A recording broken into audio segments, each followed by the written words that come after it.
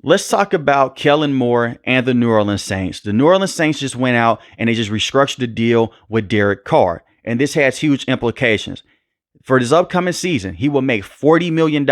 That's all of the money that they owe him right now on that contract. So they don't have to bring him back after next season. And I said this 3 to 4 weeks ago when they first brought in Kellen Moore. I said, hey, they're going to keep Derek Carr because it's impossible to cut him or move off of him. Unless you want to take a major cap hit for no apparent reason, you should bring him back. And Kellen Moore, he was non-committal on Derek Carr. I'm not saying that he's going to be the starter for the entire year. It may be a situation to where Derek Carr stars off half the season. He doesn't look that good. They slide in Spencer Rattler. There's a possibility. I'm not a Derek Carr fan, but I have to be real here. He is not a terrible quarterback option. I do believe that you can win football games with Derek Carr. We saw this with the Las Vegas Raiders. We also saw this with the Oakland Raiders before they went out and they went to Las Vegas. He can have some very good moments, but he can also have some horrible moments. Derek Carr is not the reason to why the New Orleans Saints have not been to the NFL playoffs since 2020. That's not all on him. He is the quarterback. He does get majority of the blame, it seems like, but it's not all on him. To come into his defense, you had a terrible head coach in Dennis Allen. And I blame all this on Mickey Loomis. I'm going to tell you guys why. Mickey Loomis has not been a good general manager. Hell, even when Sean Payton and Drew Brees was still with the Saints organization, he made a lot of dumb decisions with the cap space. They were always dead last in cap space that had to go out there and restructure deals. They have been doing this for a very long time, dating back to 2016. And you have a lot of fans, they think that salary cap is a myth. It's not.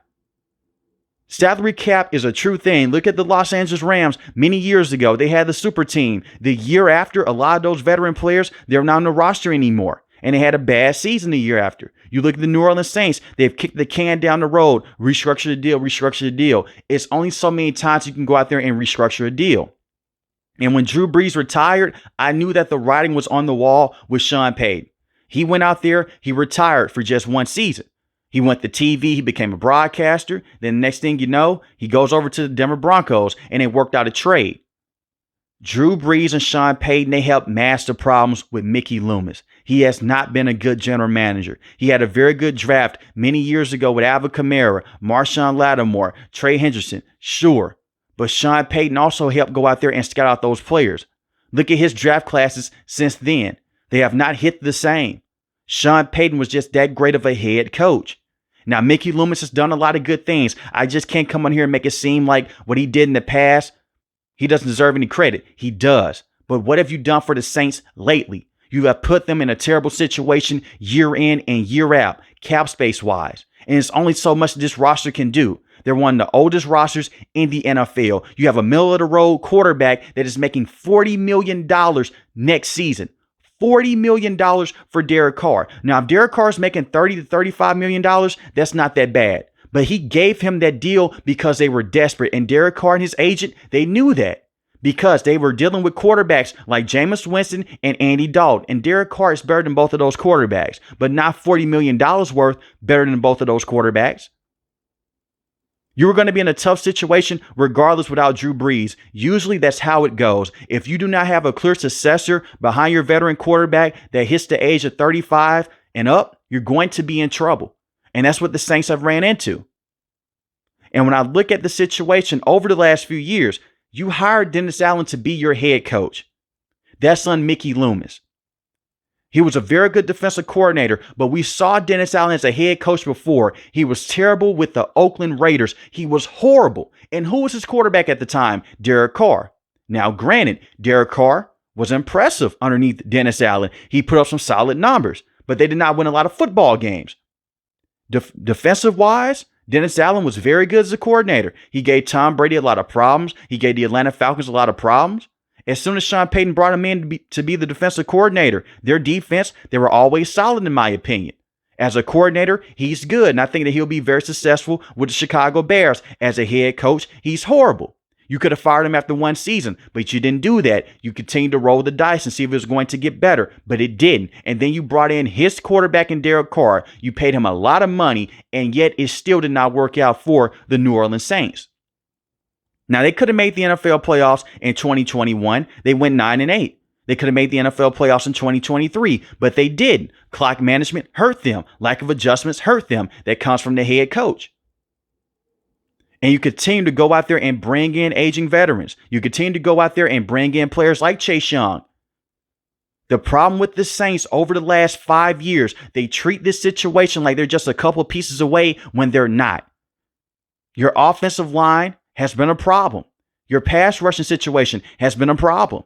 This is another problem that I have with Cameron Jordan, is the fact that he's getting paid so much. Mickey Loomis gave him a major contract extension a few years ago. The problem with Cameron Jordan, he is not the pass rusher that he was 5 to 6 years ago.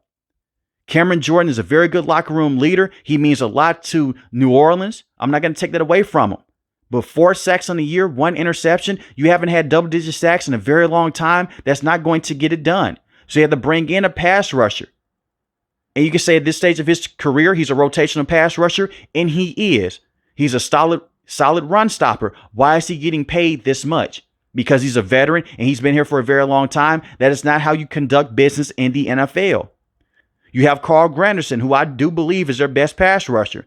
5.5 sacks, 1 forced fumble this previous season. Just a year before, he led the team in sacks. You bring in Chase Young. Chase Young, 5.5 sacks, 1 forced fumble. Chase Young, when the motor is high, he's a very good player, but he will take plays off. We saw this with the San Francisco 49ers.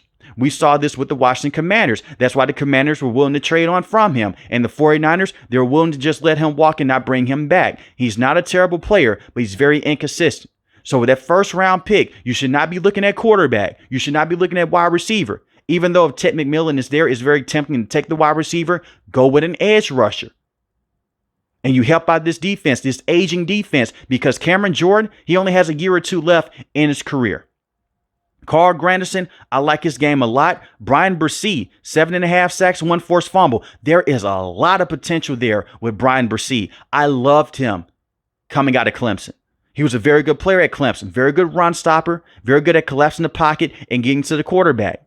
And that is what he has done with the New Orleans Saints, one of the biggest bright spots with the Saints right now. You have him. You look at a guy like Peyton Turner, only 2 sacks, 2 forced fumbles, solid rotational pass rusher.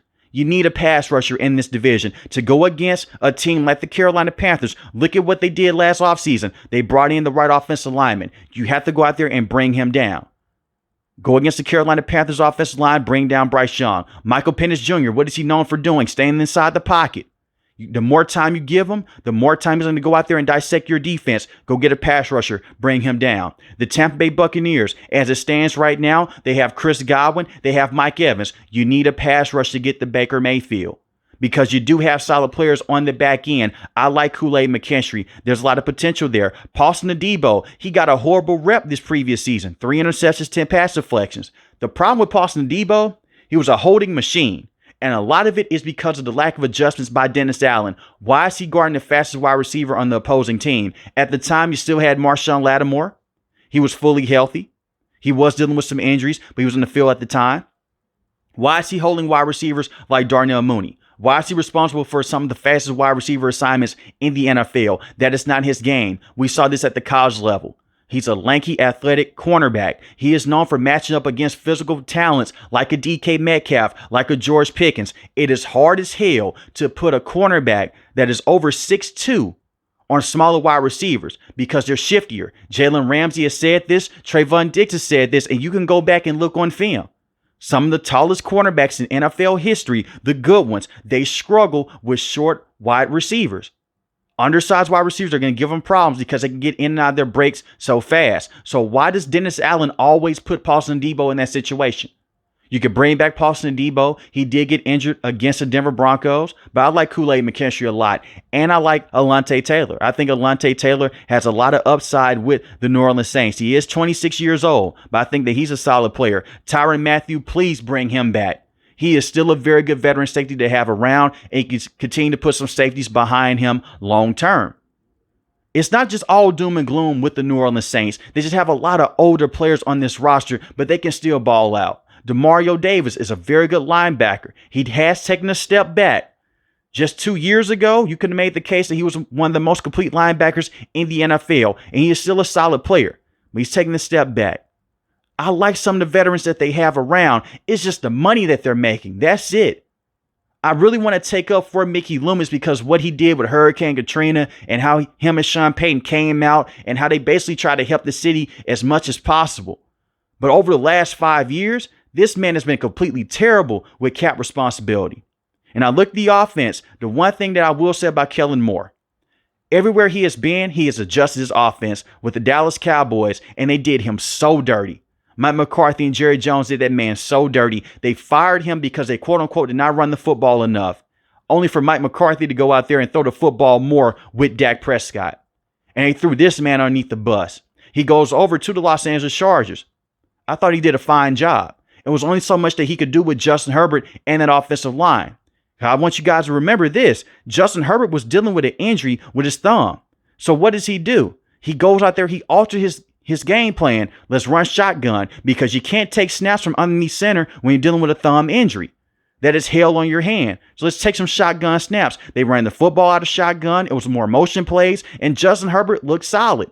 Unfortunately, his season would be cut short due to another injury. But we saw Kellen Moore go out there and make adjustments every single week, even when the backup quarterback came into the game. And I'll talk about his head coach at that time. But I look at Kellen Moore with the Philadelphia Eagles, tremendous. Just a year before, Jalen Hurts was exposed, quote unquote. A lot of analysts and a lot of people that were down on Jalen Hurts, they said, is he really a franchise quarterback? Can he go out there? Can he really pass the football at the higher level like a quarterback, like a Joe Burrow, like a Patrick Mahomes, a Josh Allen? Now, he still did not go out there and have 40 passing touchdowns this season, 35 passing touchdowns. But in key moments, you saw Kellen Moore cook up some great plays with A.J. Brown, with Devontae Smith, with Dallas Goedert. But they ran the football at a high clip because that's what they were great at doing. So when I look at a quarterback like Jalen Hurts, he was able to improve with Kellen Moore. Dak Prescott had some solid years with Kellen Moore. Justin Herbert looked good until his injury started to hurt him. I think that he can get the most out of Derek Carr because he's able to make those adjustments on the fly.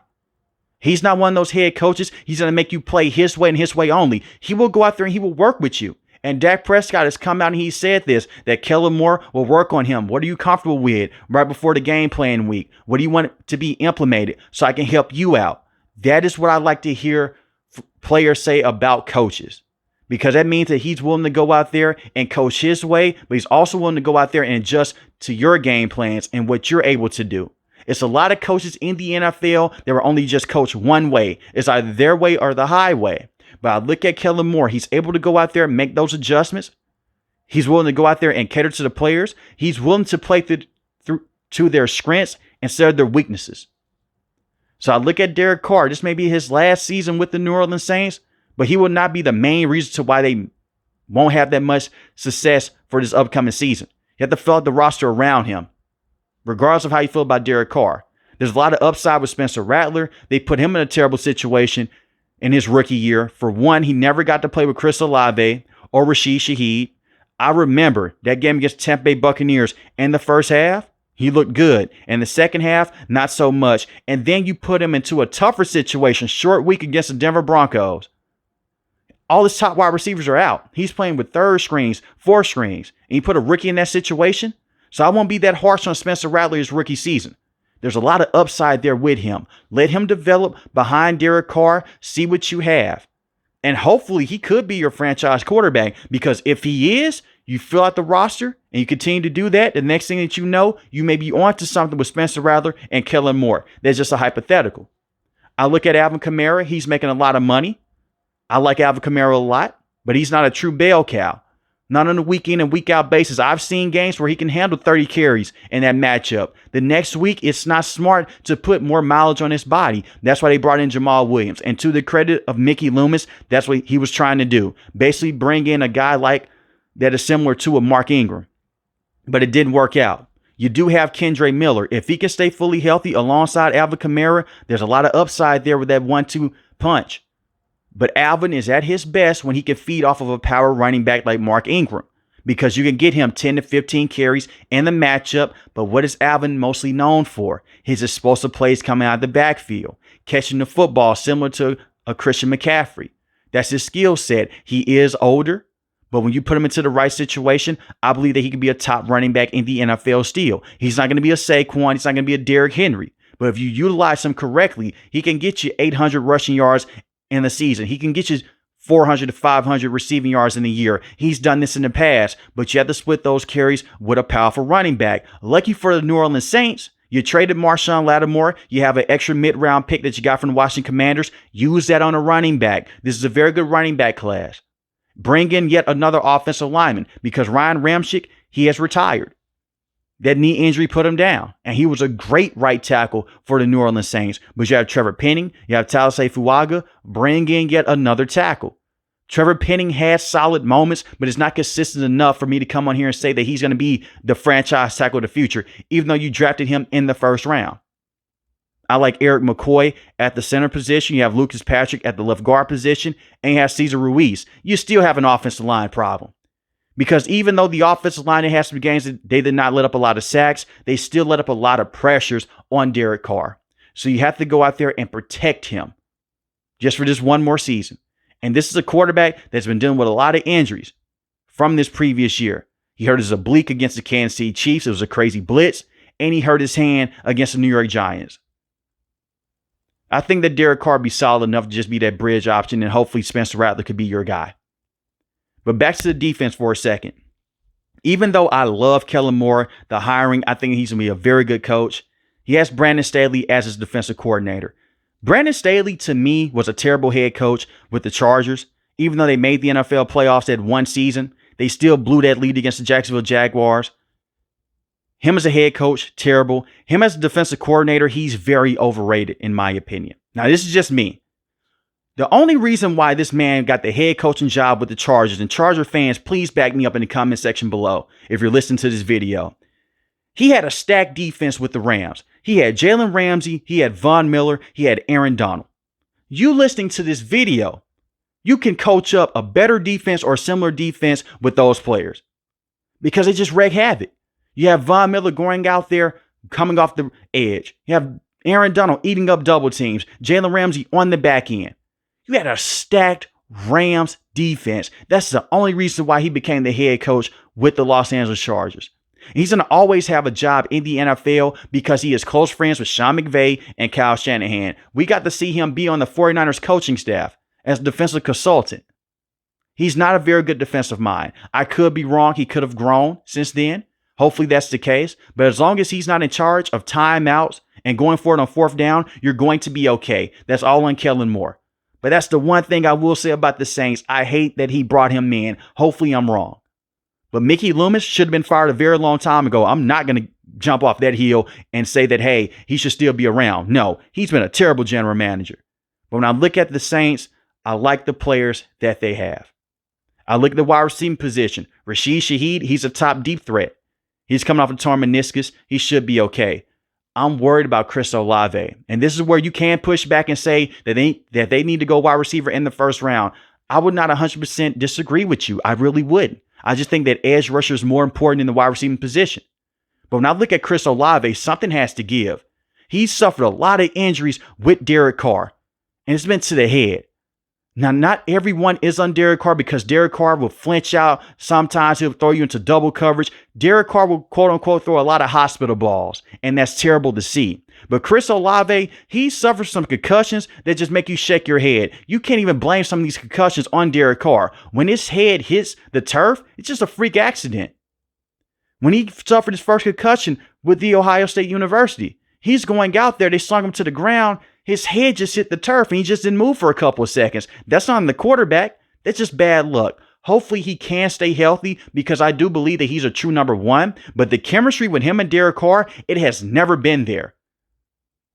And Derek Carr gets a lot of reps with him in practice and in OTAs. Sometimes you just don't have down that repetition with your wide receiver and your quarterback.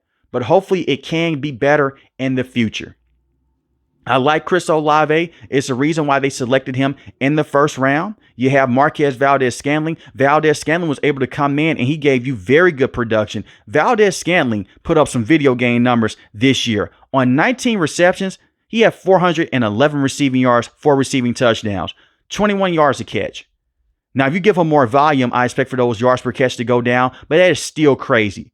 MVS is known for one thing, taking the top off the defense. And as soon as Rashid Shaheed went down, they brought in Marquez Valdez-Scantling. And more so of the chemistry not being down with him and Derek Carr, it's mostly on Derek Carr. Because he has good chemistry with Rashid Shaheed and also with Marquez Valdez-Scantling. But he's just throwing the football deep.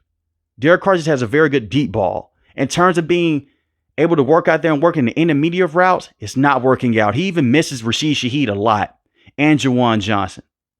So we'll see what happens with the New Orleans Saints. But once again, they restructured that deal with Derek Carr. $40 million now. Seems like it's going to be his last year with the New Orleans Saints. He didn't want to take that pay cut. But let me know in the comment section below how you feel about the current state of the New Orleans Saints. If you're new to the channel, hit the subscribe button. If you like the video, hit the like button. And I do have an update with the channel. I'm going to cover all the free agency. I'm going to cover the Myles Garrett news next. That'll be the next video that you guys listen to with the Cleveland Browns. We'll be covering free agency all the way through with every single team. We'll talk about the trades, acquisitions, all of that good stuff. Most importantly, want each and every last one of you guys stay safe, stay positive. Thanks for the video, guys. God bless.